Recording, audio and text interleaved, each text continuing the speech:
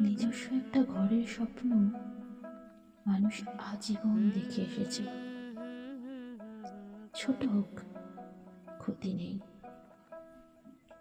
সারাদিনের ক্লান্তি, মন কেমন, চোখের জল, ভেতর বাইরের সমস্ত ঝড়ঝাপটা এড়িয়ে একটা টান টান বিছানার কাছে রোজ ফিরে আসা যাবে।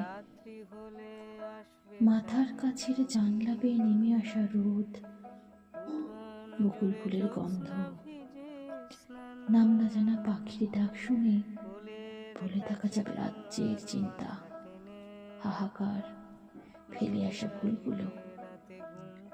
শুধুই এবং শুধুই ঘুম নেমে আসবে দু চোখে।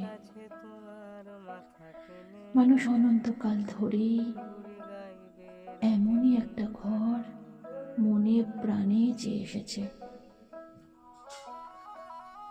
তুমি আমার সেই ঘর হবে, প্রিয়তম।